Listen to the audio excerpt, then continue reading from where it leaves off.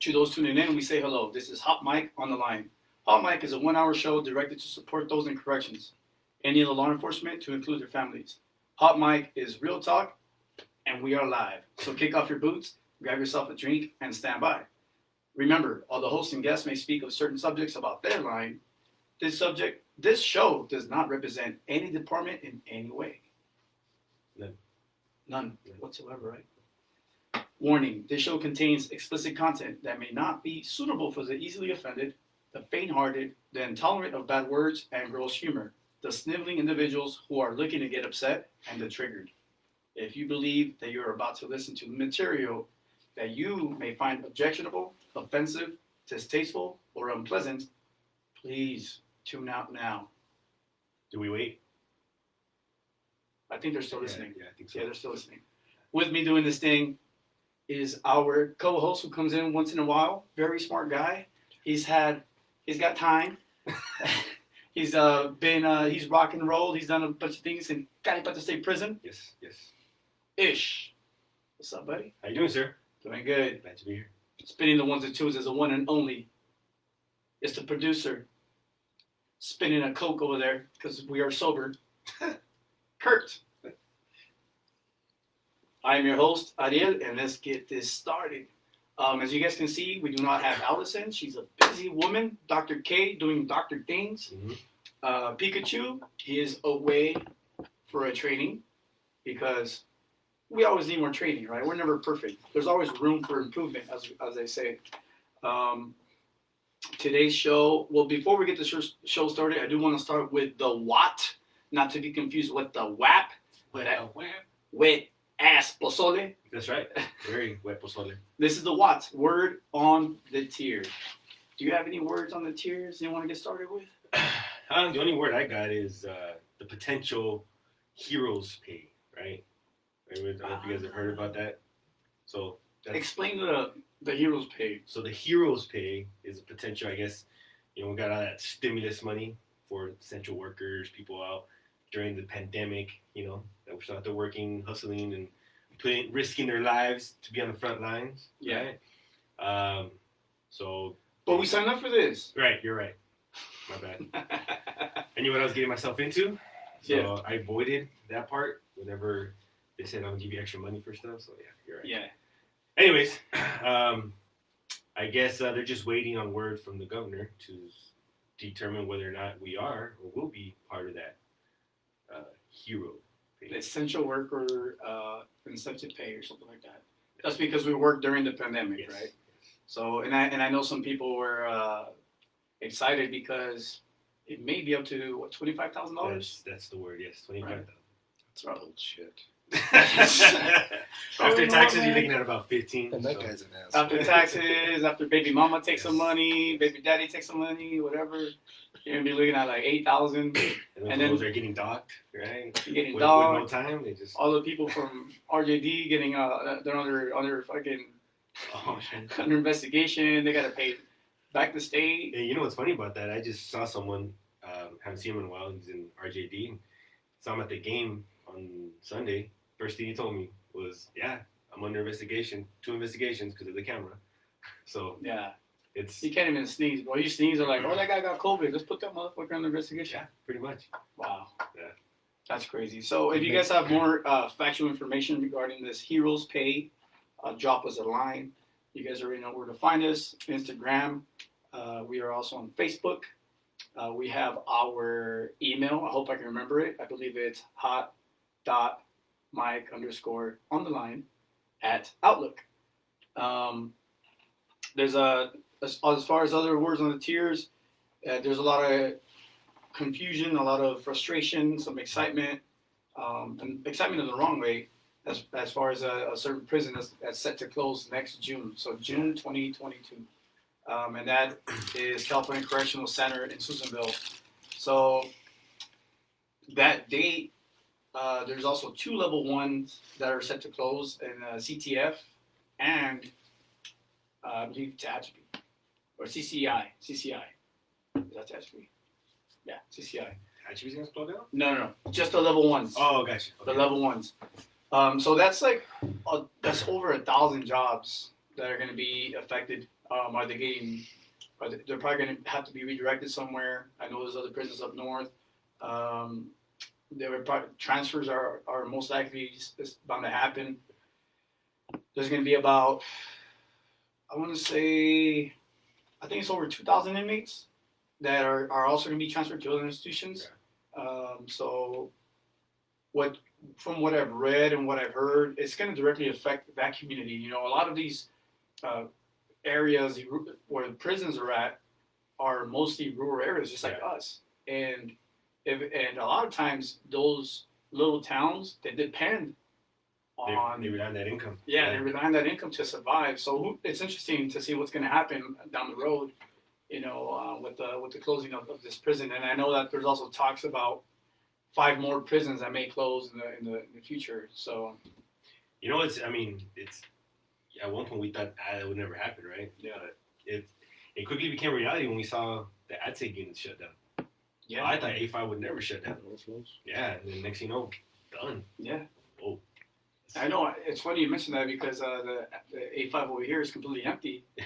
And I remember working there because I'm now some relief. I just roam around. I'm never the regular. That's my new. Don't ask me. Yeah, not the regular. It's my new go-to term right there. I'm not the regular. And they told me, yeah, there's nobody in A5. There's just a control booth officer. I'm like, really? Let's go check that out. That's cool. Yeah, so just possibly 1 inmate from what I hear. So, but well, they're using it. I don't know about your institution, but ours are using it for COVID. Yeah. All COVID. Yeah. So, you know, about a year ago, California housed about 120,000 inmates. Opposed to 10 years ago, there was about 160, something like I believe. Yeah. There was about 160,000 inmates. Right now, we're just above 95,000 inmates. And that's all thanks to these lenient laws, these these laws that favor criminals. If you think about it, because they're talking about, we have these laws and we have these programs that are going to help people out. Really, it's just lightening the punishment. Right. So right now, I've spoken to local PD. I'm like, hey man, so what's going on with COVID, right? Like, how are you guys handling these situations where a burglary happens? Well, really, if it's residential, they'll probably see a night or 2 in jail. Right. But if it's a business, we just cite and release. Yeah. Like, what the fuck? You know, like, that's crazy. And it's funny because like, a lot of people that voted for these laws, when it directly affects them, and they're the victim, now they're pissed. Right, absolutely. Right? And that's bullshit, right? So, it's just crazy, man. Like, it's just the mentality of how some of these states are, you know, where, okay, you got a criminal, but then as soon as you put them behind closed, or you put them in an institution, now they're victims. Right. You know, with needs and this and that, and their patience and blah, blah, blah, and all these other terms that we have mentioned in the past as far as what San Francisco tried to label a couple of these guys. What was it they tried? What was the new term they tried to give them? It was something crazy where... Like residents or something like that? It was like resident failed by the system or something stupid like that. Yeah. No. Paroling inmate was returning resident. Oh, okay. Or something like that. So... I do have a couple more words on the tiers. There was I want to thank, I don't know the name of the company, but recently there's a company that went out that actually hired and bought a bunch of food for a bunch of institutions. I don't know. Right. Yeah, so I don't know the name of the company, but I want to thank them because at our institution they hired a couple food trucks. Yeah. And it's much needed down here right now because we don't have a PK. What? The personnel kitchen. Yeah, you guys don't have one either. Yeah, we do. You do? Yeah. We don't. But anyways, it doesn't bother me, bro. I pack my lunch, but I know it bothers a lot of people that depend on it, who are there breakfast, lunch, and dinner sometimes. But it was interesting to see these 2 food trucks, and they provided meals, free meals. Yeah. From what I thought was coming from somewhere else. And they did provide breakfast, lunch, and dinner. Right. Now, not everybody got a piece of it, but it was a good gesture as far as why they were doing it. What I found frustrating was, of course, how some of our staff, how we are, man, that burrito was bullshit. You know what I mean? Like, oh, that sandwich was bullshit. That shit was nasty or whatever. It was free. It was free. Yeah. Yeah. It was free. I think you guys got pizza, right? No, well, from my side, the pizza was our union that did that, if I'm not mistaken. And then we got the food truck also. We had the taco truck last week. Might have to check that out because we thought that the food was provided by our institution and it wasn't. You know, like it seemed like it was some sort of staff appreciation, but really it was like the company appreciating the fact that they got some sort of contract where they can sell statewide to the inmates. Is that what it was? Yes. Wow.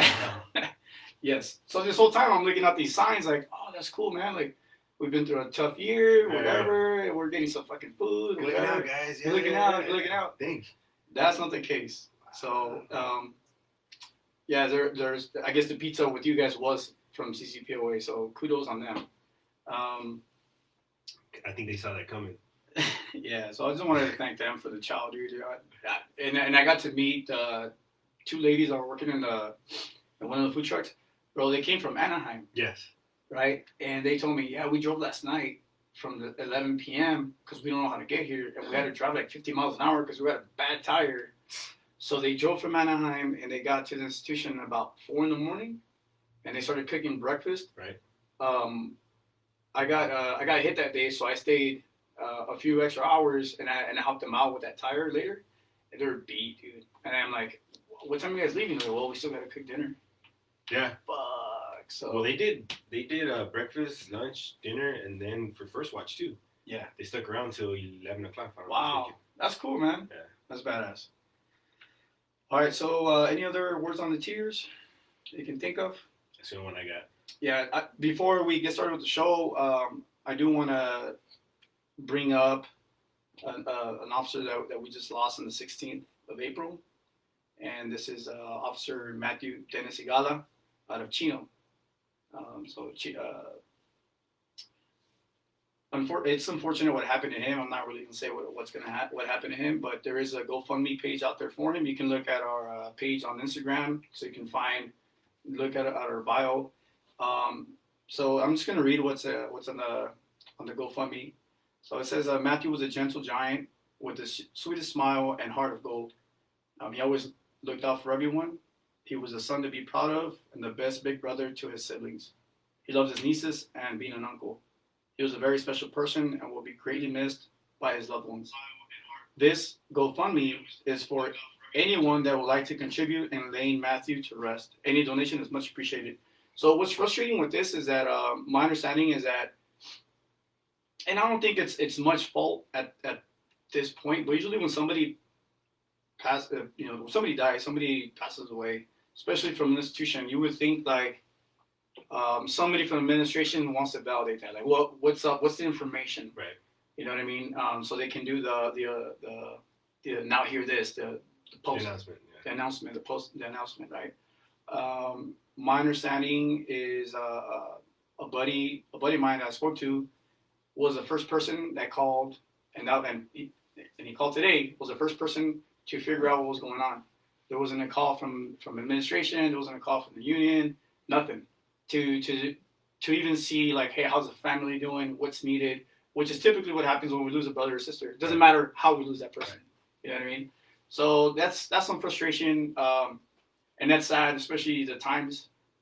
But do I have the facts? I don't have the facts as far as why they didn't do it. Maybe there's some time that they gotta wait. A lot of times the family doesn't want that because he didn't want that. Well, just so you know, it's up to the family. Well, mom was pretty upset. To say. Mom was pretty disappointed. So the person I spoke to, like I said, spoke to mom, and she's confused as far as what's going to happen. Mm-hmm. You know, wants information, like how, with some help. So, you think it has a lot to do more with where the institution is at, more than anything, or because think about it, right? Like around here, our institutions down here, we're quick about it. we are, but Yeah. I think it has a lot to do more with, we've been more of a family oriented kind of institutions for the most part, right? Mm-hmm. We pretty much, I guess, because we're like a smaller community, so we all know each other. We know people that work at Sen, people that work at Cal. We have relatives that work there, here and there, whatever, right? So we see each other on the streets. We say what's up, things like that, right? And I think people in bigger cities, they get lost in that, right? Because they're in such big cities that they don't have that time to see each other. And once they go home, they go home. They don't see their coworkers as frequently as you would down here. You know what I mean? Yeah. Like down here, you go to a football game and you see everybody, right? Basketball game, whatever, right? And Costco. Yeah, right. Go to Costco, Walmart, wherever, Yeah. So I wonder if that plays a part in it. Maybe that's how they desensitize themselves to it. I don't know. I mean, I hope I'm wrong, but yeah, I hope I'm right about it, because I would hate to think that they are family oriented and they wouldn't reach out to each other. Yeah, that makes sense, right?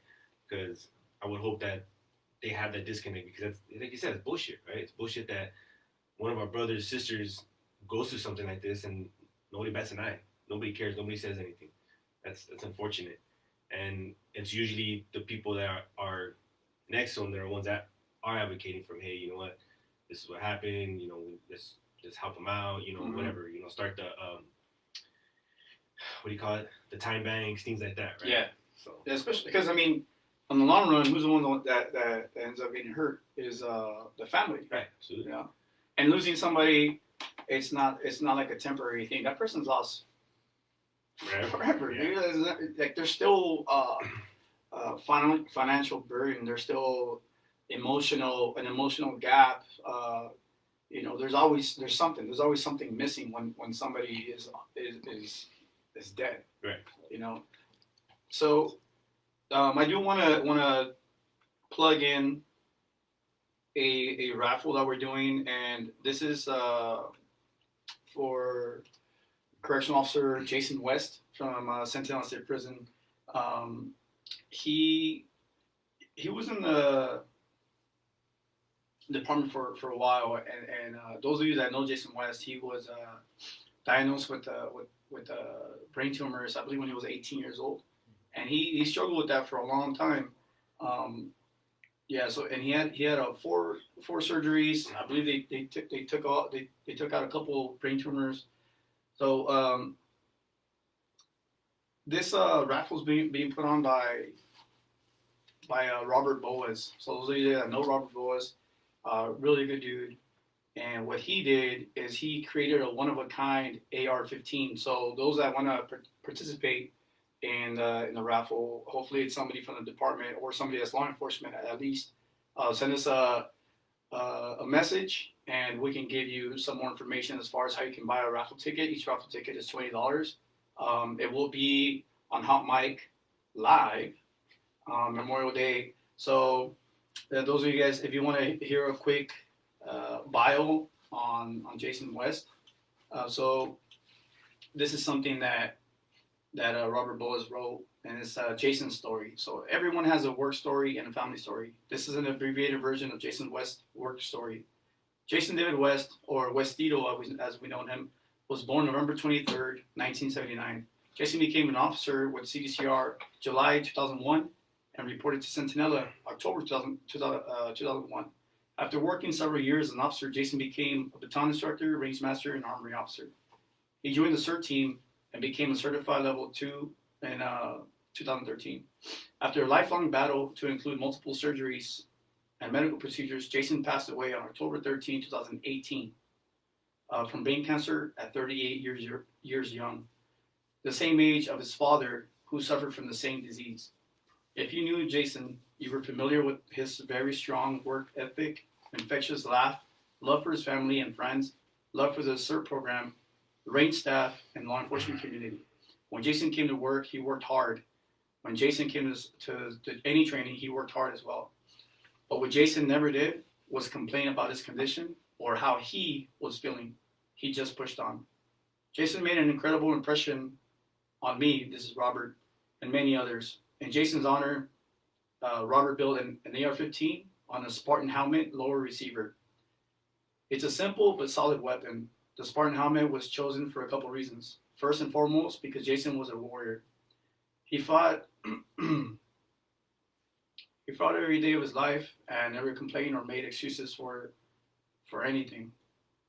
Second, Jason designed the cert patch for CalSen that included his Spartan helmet. I thought it was a perfect representation of him and named it the Westito. So we'll put some pictures up there. It's a really cool weapon. So the winner must be able to legally own the firearm, and the transfer must be conducted by FFL. So all the proceeds are to benefit his son and daughter of Jason West. So, drop us a message so we can give you some more information as far as personal information. If you're interested, how you can pay. I know some of our listeners are a long distance away. What we've done, and we've done like a Venmo, and then we'll just fill out your information, and we shoot you a picture of your ticket number. So shoot meaning send you. So thank you very much for listening to the Watt. I know it's a long Watt. There's going to be other prizes too, not just the Yeah. So and there will be other prizes. After speaking to Robert, the first prize that's going to be raffled will be the rifle. So the first ticket out, rifle. Other prizes include a couple hot mic cups. We have some donated cup right here. This is from Homegrown Apparel here in Brawley. And then the Bad Mothers, who had an amazing show this past weekend, also donated a couple shirts for anybody that bought tickets, so we can continue the raffle right after and have a little party for Jason, right? Okay, so we're gonna get started with the show, right? And the show is called. First of all, before I get started, if you guys are thinking, "Hey, it was kind of fucking funky today," today's my 14th day sober, so 2 weeks. Actually, tomorrow marks 2 weeks. So yeah, I might be a little. Yeah, it might be a little funky, but I'm already over that stupid hump where it hurts and you shake and you sweat and you vomit. No, I'm kidding. It wasn't that bad. It wasn't that bad. But yeah, so this is episode 31. Everything is bullshit and everyone is an asshole. And what does that mean? I'm sure some people thought, like, what the fuck is he going to talk about? Well, in our world, we learn to become bitter, negative, cynical. And very cynical. Yes. Skeptical, cynical, all that. And we are going to be referring to the Emotional Survival for Law Enforcement. This is a book written by Kevin M. Gilmartin. So that's a doctor. He's a doctor. We've brought up this book many times. Ish will be talking about his experience with True Grit. Yeah. Right. So, and I'm going to refer to his book so much that hopefully you guys don't get bored. But it's interesting because some of you guys are going to be like, "Fuck, I'm the same way." Yeah. You know what I mean? Well, oh, that's bullshit.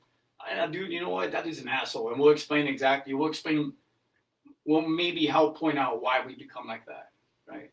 Well, first of all, in our line of work in corrections, with the silver line, right? We're a proud silver line, and it's all law enforcement.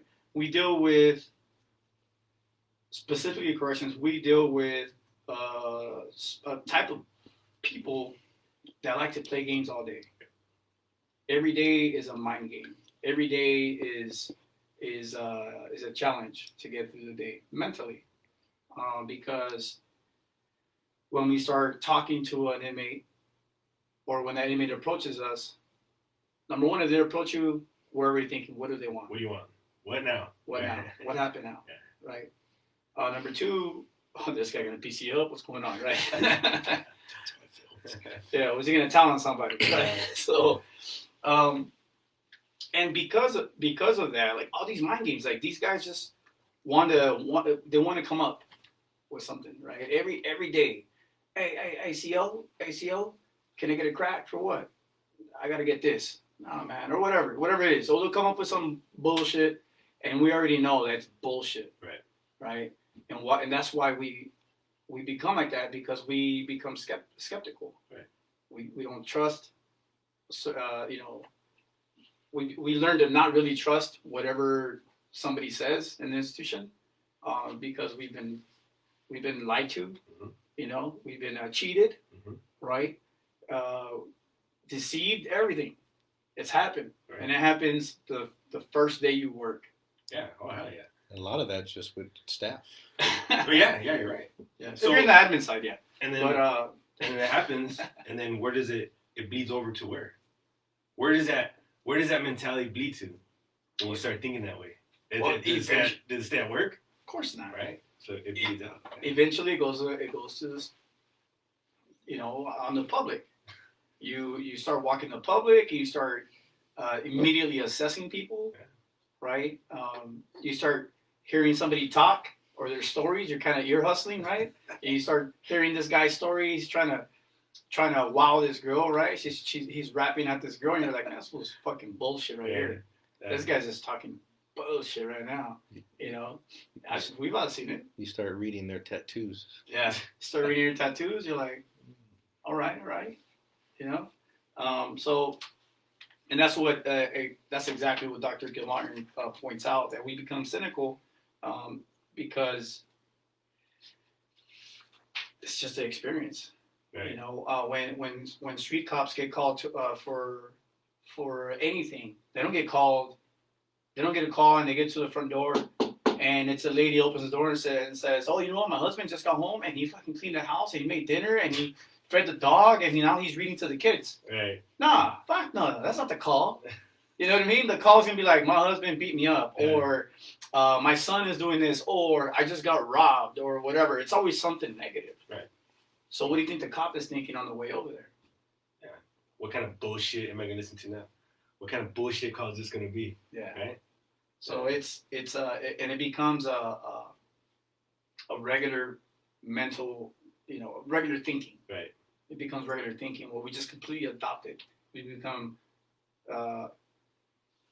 cynical on that, skeptical and cynical at the same time. You know what I mean? So, So why do you think it's easier for us to do that? To become, you think it's easier just to go with it and say, you know what, I'm gonna go with the bullshit on this, or to actually think about it and try to give hope in that, you know what, this person might be different, or this might be a different call, or whatever. You think it's easier to just be like, you know what, fuck it, go with the bullshit? no, it's hard because I think that with that mentality, it keeps us alive. Yeah. Because we're aware. Right. We're using our brain, like, okay, am I going to believe what this person says? You start asking questions. Right. You go through the routine, bring out your little notepad, right? If you're on the street, you're making your little notepad, you start writing down, okay, let me hear your story. Right. Cool. Now let me hear this other person's story. Shit's not matching up. So there you go. I was right. This person had an angle, and it's trying to work it. Yeah. So it works for us. It works in our favor, but it's hard to turn it off. Right. I think that's what you're asking. Right. Right. Yeah. Can we turn it off? I think it's hard. Are we able to? I'm sure we can. But then when we turn it off, we can get hurt. Right. So turning it off makes you vulnerable. Yes. Yeah. And there's some people say, hey, you'd be the same way as me if you saw what I saw at work. Right.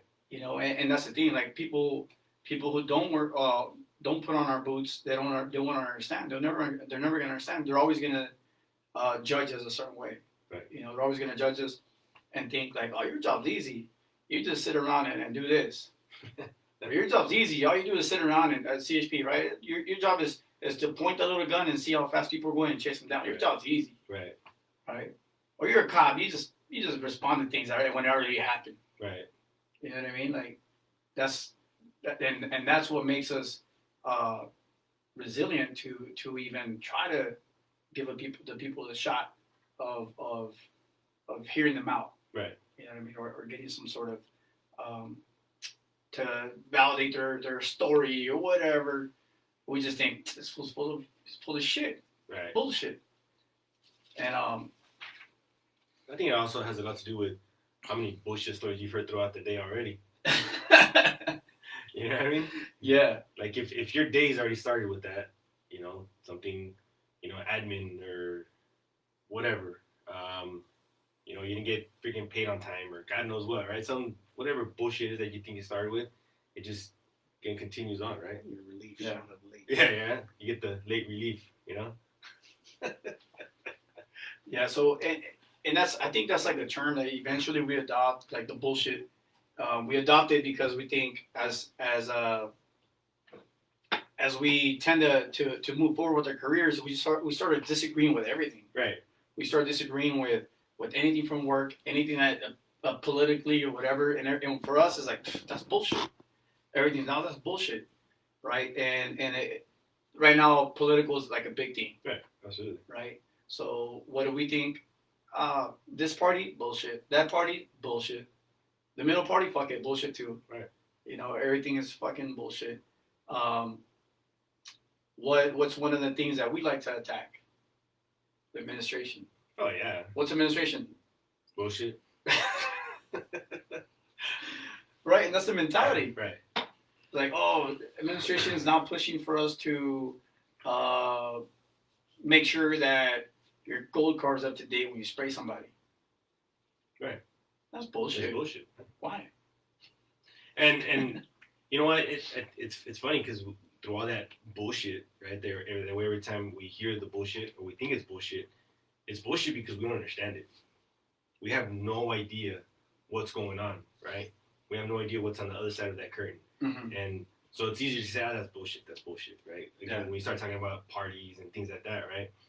We don't truly know what's going on, especially like with the administration, right? One of the things obviously I'm not in administration, but I've been able to be somewhat part of it at some point, and I've kind of seen like, oh, that's the bullshit you deal with? You know what I mean? So it's kind of like, all right, now I get why we think your side is bullshit, because you have to deal with bullshit. So it kind of, it just trickles down, right? Yeah. So I think that's the biggest part is getting that understanding first. Once we get that understanding, then it's like, all right, now I understand. Right? Now I know what you're going through. All right, maybe it's not bullshit. Now it's horseshit. I don't know. Right? But Yeah. it does give you a different perspective about it, though. Of course. And that's the thing. Like, one of the questions is like, when somebody that doesn't work in any law enforcement whatsoever, one of the popular questions is like, how do you like your job? And what do we say? It's usually like, it's all right if it wasn't for all the bullshit. And it's and they're like, yeah, I get it. And what's funny is like, I'm sure that person who's not in corrections probably deals with the same bullshit as well. Just in a different level. Yeah, absolutely. Oh, I work for the water plant. It's bullshit with have to go through it now with testing water levels from the rain because of the possible toxic air from the Imperial Valley because of Salton Sea. Right. Whatever. That's bullshit. I just made some shit up right now. No, but you know, it's funny that you said it because I actually have a buddy that started working in the water treatment plant, and after like, you know, less than a month being there, he's already talking about bullshit. He's going through the bullshit that he deals with. You know, and like I'm like, dude, you just got here. But it's funny because obviously when people first start off, they start off with like, hey man, this is great, better than my last job, blah blah. And then I quickly tell them, hey, don't worry about it. You'll learn about the bullshit pretty quick. Yeah, so it's and now that you're on that subject where somebody's starting off in any job, this is what Doctor. I'm gonna go straight off the book with Dr. Gilmar. So he puts up what happens when a young, enthusiastic, and idealistic man or woman when they begin thinking everything's bullshit. So how long before their core values and idealism they brought to the job began eroding and start seeming like meaningless, useless, and extremely naive ways of viewing the world that police officers see every day. So that's when you start thinking, you know, everything's bullshit. And it's just like like I said earlier, like you just create a shortcut of having to explain yourself. Well, that's bullshit, and then you just cut everything away, right? Kurt, I didn't want to say something. So how long do you think that takes? Man, can you remember when it took you that long, or when you got to that point? Personally, Yeah. Can you remember? Can you remember at what point or at any circumstance that happened to you, like, man, this is bullshit, and just continue on with the mentality of bullshit? well, that's personally, I've always felt like certain things is bullshit. Right. Meaning that I didn't agree with a decision. I didn't agree with something that may have happened or whatever, but I pushed on. Right. And at the end of the day, knowing where I'm at the bottom, my opinion's not gonna fucking matter. Right. Whether it's in the real world or it's at work. Can I express myself? Yeah. And what's gonna happen? Hey, shut up! You're gonna get a write up if you keep fucking talking that way. Right. Right. But that's why, like I said earlier, and Dr. DeMartin points it out, we just cut all the fluff and how to explain ourselves, and we just say it's bullshit. Yeah. Right. But I don't remember specifically when I started thinking that way, but it must have been, I don't know, maybe within 2 years. Early on. Yeah, it was early on. Yeah. It was early on because I'm still fairly motivated. I consider myself as being fairly motivated, Right. but there's times where I think that the bullshit just tends to cake on, not to be so vivid with anybody's imagination, but Well, you keep doing this, and it's it's just gonna kick down. cake on like bullshit. It's just piling on, right? And eventually you just can't carry it no more. You're like, man, fuck everything. Right. That's when people just snap and they don't want to work anymore. They don't want to perform, right? So what about everybody being an asshole?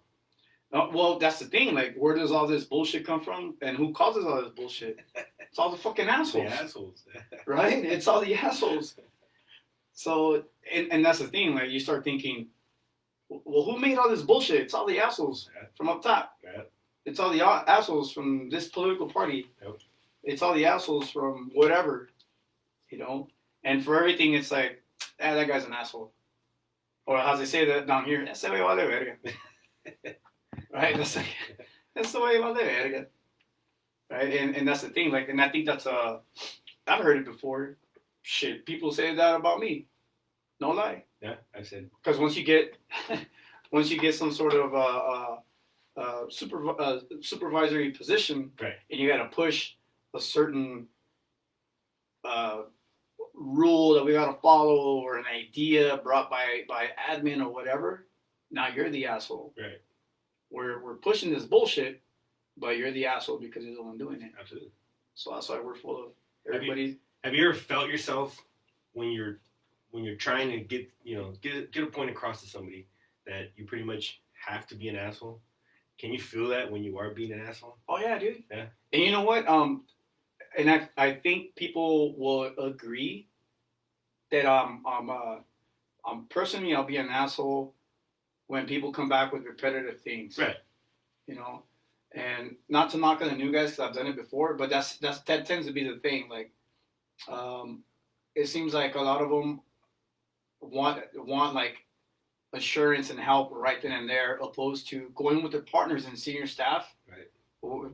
Something simple as a report. I'll give I give clear instruction. Hey, write your report. When you're done, let us senior staff read it, correct it, and then bring it. Right. Because what am I dealing with?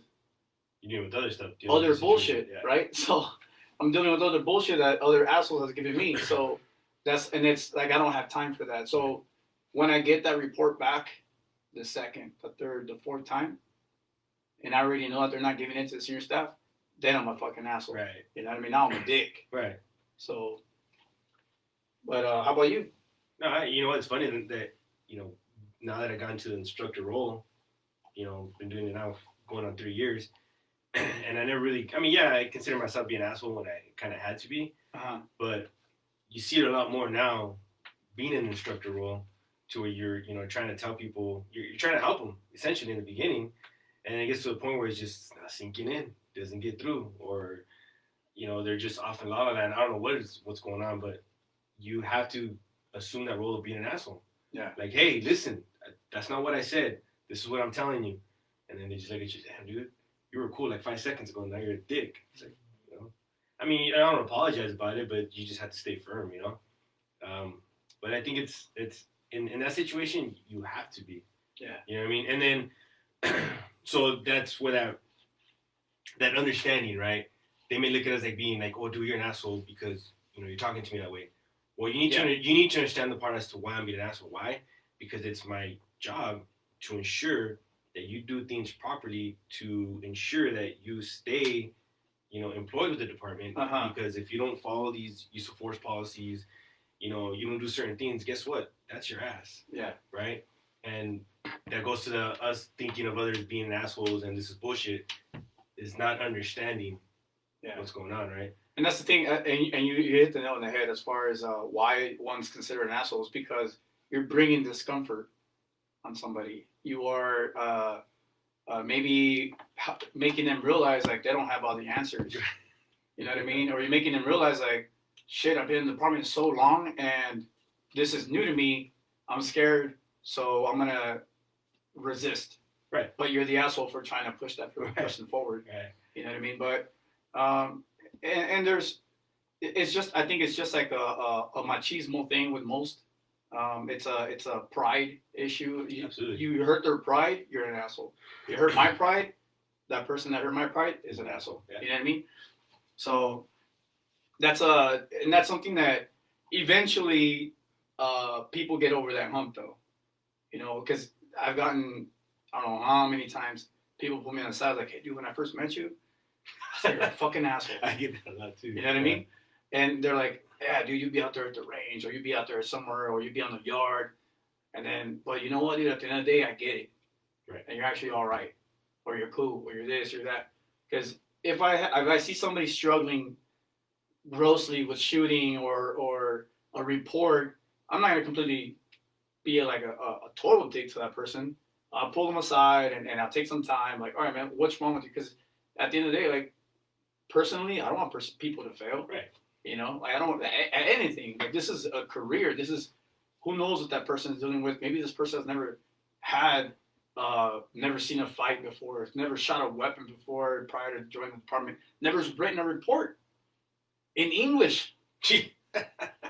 Yeah, you're right. Yeah, and that's true. And it's not to knock on those people because a lot of people that don't know how to write a report in English are fucking smart. Right. They're smart. They just need to write. They write in a different language, but they need to, like I do, the way I think. You gotta switch things around in your head. Right. And it just doesn't come out the right way. But you can't put the essay didn't get down when they give them instructions. All right, you can use that slang. The what? The essay? The essay. It's funny you mentioned this. I was watching American Me. It's on Netflix right now. Oh yeah? Oh yeah, dude. Classic. It was a cool movie. I was watching it earlier. I was like, what are you watching? Oh man, history right here. Yeah. You want to learn about the history? That's right. It's like, don't look at me. Don't look at me, little puppet. Yeah. It was a good movie if you haven't seen it. American Me. Shot caller and Blood Out. Anyways, moving on with the bullshit and assholes. I mean, there's just so much that we can talk about. You know what I mean? Like, there's a really good song out there called Runaway. Let's give a toast to the douchebags. Let's give a toast to the assholes. Let's give a toast to the scumbags. No. Everyone that I know. Did it not ring a bell to me? No? Nope. Oh, man. You might be on he talks about the assholes, bro. Not the bullshit, but he talks about the assholes. All right, so what's the solution to the assholes? What do we do? What do we do to get out of that? This is all bullshit. They are assholes. Well, I mean, I was talking about it, right? I brought it up that we have to get in that mindset. The biggest thing, honestly, is we have to change the way we're thinking. Yeah. Right? That's what it comes down to. We can't try to force that person to change. We have to change the way we're thinking about the situation. Because what happens during the time when we're thinking that somebody's an asshole? We feel like we are being victimized. Yeah. Right? We feel like, oh, you're blaming me. Oh, you're telling me that I'm wrong, whatever, blah, blah. Maybe we are. Maybe, who knows, right? But the more you keep thinking that, the more you're going to be, like you said, resistant, right? You're going to be resistant to that change, to that policy or whatever. And you're going to just keep pushing back, and you're going to keep saying this is bullshit. He's an asshole. She's an asshole. Whatever. Yeah. Right? So you have to take that time to step back, right? Stop looking at things through, that tunnel vision and see the wider picture and ask yourself, okay, am I really being receptive to what they're telling me? or am I blocking it off? You know what I mean? Yeah. But you have to take that time to just pretty much tell yourself to shut the fuck up and really pay attention. I think the first step would be to, if something, a policy you don't understand, ask why. And that's the biggest thing, right? So a lot of times when we get told things, we always get told the hows, right? How to do something, right? But I think the biggest problem is that nobody ever gets the why. You know, why are we doing it?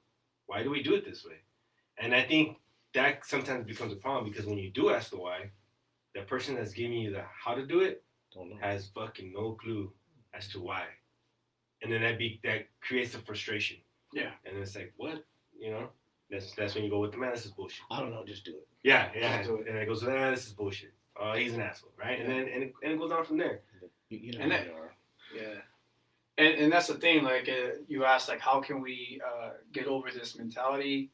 Well, I know it's hard because a lot of our friends are either working in the department. So that mentality is going to carry you once you walk out the gates or once you turn in your keys at work or whatever you're going to do, right? Once you're in the public, that mentality stays because you're still surrounded by that. So in order to get away from, hey, that's bullshit and that guy or girl is an asshole, you need to try to connect to the outside world. Yes.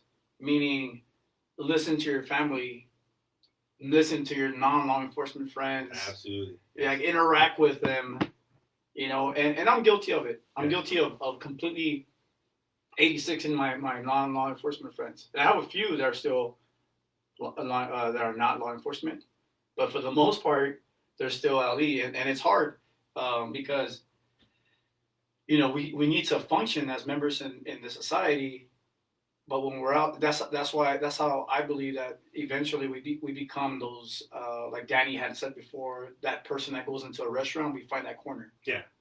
Right? Because we're just, you know, overly paranoid or whatever from all the bullshit and the assholes, right? That developed the world to the way it is in our view. That's what we see, right? So we, you know, whether it's on duty, off duty, we need to learn to transition. You know, transition from being being on duty and then being off duty, because it's going to be important to feed our ways of being. You know, to be a better person. Yeah, if that makes any sense. But to have better relationships with anybody outside the workplace. But it's funny that you said when you know that's what I was gonna say, talking about, you know, you have to have that relationship outside of work, because people in your group, they're gonna do what? They're gonna validate your feelings, right? They're gonna agree with you, and that's what you want. Essentially, you want someone to agree with you. You want your cup just to get full, like, yeah, fuck yeah, you know, agree with me, keep throwing it in there, keep throwing the jar, fuck right? that dude, yeah. You know, yeah. and that's what happens, right? So when you start talking to the same people who go through the same shit, they're gonna just validate everything you just said. Yeah. But I'll tell you what, one of the persons that humbled me the most when I started off my career, right? I got involved in an incident, blah blah blah. I was gonna get ready to I actually got fired, and then got my job back, right? During the time that I was off, you know, of course, I was venting there. You know, all my coworkers telling me the same thing. Hey, man, that's bullshit, right? That's bullshit, blah, blah, blah, this and that. And I remember I was venting to my mom, and I was telling my mom, yeah, that's bullshit, blah, blah, blah. And then she's the one that actually put me in my place. And she tells me, she goes, you know why you got fired? And then I was like, yeah, because fucking so-and-so and that person and whatever. She's like, no. She goes, you want me to tell you why you got fired? I was like, tell me, Mom, tell me. She goes, because that's not who you are. I was like, did you call him an asshole? no. Forbid to call him an asshole. So, but that really, like, it hit me. I was like, oh, shit. Like, you're right. You know, like, I was doing something during that time in the career, right? You kind of had to prove yourself to be part of, you know, be part of the clique kind of thing, right? So you kind of went out of your way to do shit you weren't really supposed to be doing. And that's kind of what ended up happening, right? And I was like, oh, damn. Like, you're right. That's not me. That's not my character. I never got down that way. And now I'm trying to be something that I'm not. Yeah. So does it mean that I couldn't be a good correction officer? No. I mean, I could be an outstanding correction officer. Just that wasn't the route that I should have been taking. You know what I mean? And after that, when I came back, man, my view was totally different. I did things different, still do things different. And but yeah, you know, I got the advice from somebody completely outside of, you know, that box and told me something totally different, which I was like, oh, Yeah. you know? And that's how it is now. When I go out and I hang out usually with somebody that doesn't work at work. You know what I mean? That just freaking, like I said, my buddy that he works there now, but before he didn't. So I'm like, "Dad, you asshole! Now you gotta be part of the crew." I have no friends, bro. Yeah, I'm there. I got I'm there dogs. now. Like all my friends are border patrol, whatever, Yeah, fucking COs, whatever. They all work in the department, so I'm screwed. That mentality's gonna stay. I hope not. But no, you shouldn't. I mean, you're doing the podcast is what helps, right? Because you get to vent, and then you get people that they, speaking of which, I don't know if I told you guys this or you guys heard it, but I was approached by an officer about 2 weeks ago. I was in training, and you know, homicides, they had me to talk to you, and I was like, "Fuck, what did I do, right?" So he says, "Hey, you know, I just want to tell you, you know, thank you for saying what you said." And I was like, "Dude, I was on the show for like twice or once, right?" Like, but he did tell me, he did express that the show literally saved his life. So thanks to you, and then Danny when he's here, right? But it really does. Like what you guys do, and what I've helped every now and again to participate in, it really does. It helps people because we have no idea what people are going through. Yeah. And a lot of people think that they're the only ones going through this, right? And then when you guys are here talking about it, it's like, oh shit, you know what? I'm not alone. mm-hmm. And this officer actually went and he asked for help. He used the EAP. He used everything that we talked about, and we plug in, and he got the help that he needed, and he's doing great. So I thought that was like awesome, man. Yeah. Great. And that's so that's pretty much it for the everything's bullshit. Everyone is an asshole because this is a good transition to talk about the next show. Right. The next show will be hopefully if all the puzzle pieces fit, staff suicide. Yeah. It's not an easy subject because we know somebody, we've heard of somebody, you know, or whatever that has actually initiated that or has carried out a suicide. Yes. You know, and they're working on department. And the reason I want to talk about this show because I just went through my 2-day IST training and I noticed that there's certain classes that I thought were very effective and they're no longer there. One in particular is something to deal with either staff suicide or the true grit. True grit, yes. Which I haven't had personally. I don't even know what true grit is about yet. So my big, I was a little frustrated because we're about to go into class and I asked, hey, what class is next? Oh, it's suicide prevention. So my follow-up question was, is that for inmates or is that for staff? Oh, it's for staff. You know, that person jokingly said, oh, it's for staff. But then when the doctor got there, started talking, I raised my hand like, hey, is this class for staff suicide, for inmate suicide? Oh, it's for inmate suicide. So immediately, like, you can tell the rest of the staff was kind of like, I don't want to say they lost interest, but you know, we a lot of us, we feel, you know, like there's no help, and there's plenty of help, but you gotta look for it. Yes. You gotta look for it. Like there's nothing more. The best help is having somebody actually telling you up there, because you've taught the class. Danny has taught the class in our institution. Our IST lieutenant has taught the class. Tanya has taught the class, and they get pulled to the side by certain individuals. Hey, this has helped me. Yes. You know what I mean? And I don't know, maybe my numbers are wrong, but I believe that in the past year, I think we've had more staff suicide than inmates. Yes. Yes. I don't know if I'm right or wrong. I think we have. Shit, we just had one this past weekend. You know what I mean? And it's fucking sad that we're pushed to the side a lot, and all they want to do is shove paperwork and these memo trainings and this and that and whatever, but there's never a, hey, how are you doing? I know it's tough right now because it's COVID and you're still coming to work. How are you doing? Right. Right? None of that. And I hate the phrase, oh, well, you signed up for this. But that's usually the Come case. on.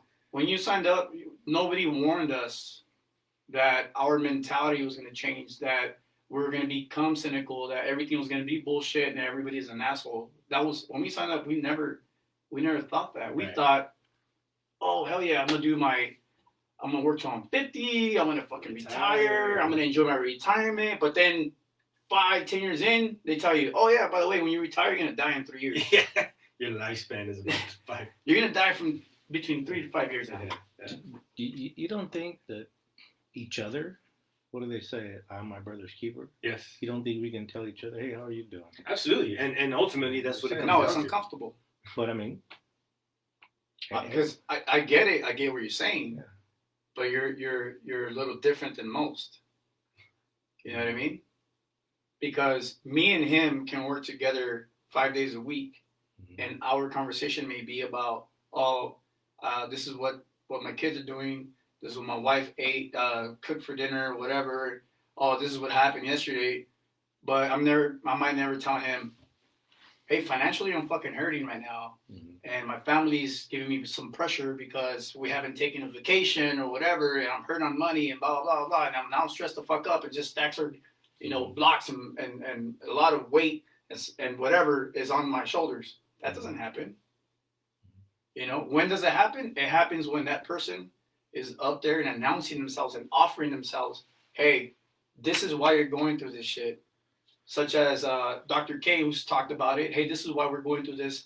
There was this certain time of our life when somebody passes away or when you're having a tough time at work or off the job. This is why, when it's explained to us, that's when we're like, okay, I think I feel comfortable with coming forward. Right. Because what you just said has happened to us a few times through messages. Right. Where we get messages and people are just completely unloading. Right. And then this is the place to do it. Right. Like, we are more than comfortable with getting those messages, and we read them. And I share them with my team, nobody else. Right. I share them with my team, hey, this is what's going on. And we reply. We're there for those people. We're there for you, no matter what. Whether you believe it or not, we're fucking there for you. Right. I don't care what's going on at home, whether you're hurting for money, infidelity, kids got some sort of disability. There's a lot of things that we don't know. Yeah. There's a lot of things that we don't know. And because of this show, I feel like people have come forward more to me personally, and I believe Danny and more when he was on the show as well, he expressed that, and that's important. Yep. But we don't get that outlet at work anymore. Everything is just a flyer, a brochure. What do we do with that?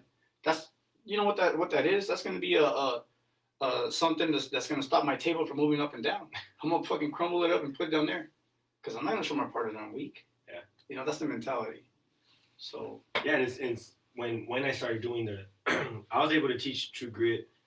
I want to say for 2 months, right? Because COVID hit in March, right? So True Grit came online in January, so January, February, and then right. So those 2 months that I taught it, I think I taught it almost every single time. So once a week, right? Because it was part of the weekly block training, and without fail, after every time that I taught it, I had at least one person come up to me and tell me, thank you, this class helped me. And I'm not going to lie to you, I was very skeptical in the beginning when I did the course. I thought, man, no one's going to listen to this. No one's going to care about, that your life's fucked up and there's a way of bettering yourself. You know what I mean? I thought as CEOs, as personality, like, whatever, I'll deal with it on my own. But you quickly realize that there's a lot of people out there hurting. Yeah. Right? And then to be the face of again, I got the same thing. I had people tell me, I thought you were an asshole. But seeing you up there and talking about this and showing that you really do care, it's like, damn, you know what I mean? And I was like, hey, man, thank you. And I shit you not, after every single time someone would come up to me, I always tell IST, hey, next class, put me on. Put me on. I want to teach. I want to be there. So. Yeah, and there's now I think the outlets are growing social media wise. I mean, we know the staff assistant, we know the late relief, and they've expressed the same thing. Hey, we've had multiple people from different parts of the of the nation, like, hey, this is what's going on with me. Right. Thank you, because what you shared, it saved my life. Yes. And it's just we know that there's a void and we're not filling it at work. Yes. That's my personal opinion again. And some of you may agree or disagree. Some of you guys may say, hey, we got peer support, hey, we got EAP. Cool, but are they really gonna go and say, hey, can you get relieved for 2 hours? I need to talk to you. Can I leave my post for 2 hours so I can go talk to you for a minute? This is a personal matter. Well, I don't know how it is, but with us, because I am part of peer support, and if somebody calls us, so am I. I know we make it a point to have the sergeant, lieutenant, whoever it is that we got to talk to. We need that officer relieved. We need to talk to them. Yeah. And luckily, we haven't had any pushback. Every single time they've been there for us. And it's funny when you have a supervisor try to ask you, hey, so what's wrong? What was wrong with that person? Yeah. Like, are you serious right now? Wouldn't you like to know? It's like, I'm not going to tell you anything. This was between me and that person. That's it. Plain and simple. And they kind of realize, oh yeah, I'm stepping over my boundaries. Like, yeah, you got to check those people. Yeah.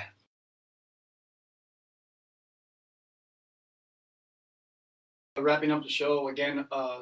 Tune in for the next show. If all their cards are played right, we'll have a show on suicide. It's not going to be it's not always a fun show to have a show like that, because we're speaking truth. Look at where we work. Look at where a lot of law enforcement work. Look at how it is right now, with a lot of pressure of different uses of force and whatnot. Financially, family, whatever. So we're gonna have a show like that. I do want to thank our sponsors, starting with Casbros. Casbros is a place where you can make your T-shirts, stickers, jerseys, anything. If anything but books and pamphlets. I think they can even make pamphlets. But check them out, Casbros from Brawley, for any of your sticker needs. I also want to thank Christina Casillas from Middle Estate. She's a realtor. Right now is a good time to either upgrade or downgrade your home, right? Just sold my house, by the way. So you can reach her, 760-996-7070. That's her work number. Give her a call if you have any interest in selling or buying a home. Sleepers for Suckers. Mr. Rudy Lewis is doing a good thing with that. Check him out on his Instagram page. Other Instagram page to follow. My Therapy Tribe with Dr. K. She puts up daily motivational things. You know what I mean? She's so animated. TikToks. Yeah, TikToks. She's so animated. I'm like, can you teach us how to TikTok? We're old. We're so out of it. I don't even get it. I don't want that shit. Yeah. Check out the staff assistant with Dr. Massimino, right? And also check out the Late Relief, who always has funny posts. Yeah. And also factual news, and a lot of GoFundMe's to help those out there in need with our brothers and sisters. Thank you for tuning in. Don't be a Felix, says Kurt. Don't get caught. And this is the end of our show, episode 31. Deuces. Rato.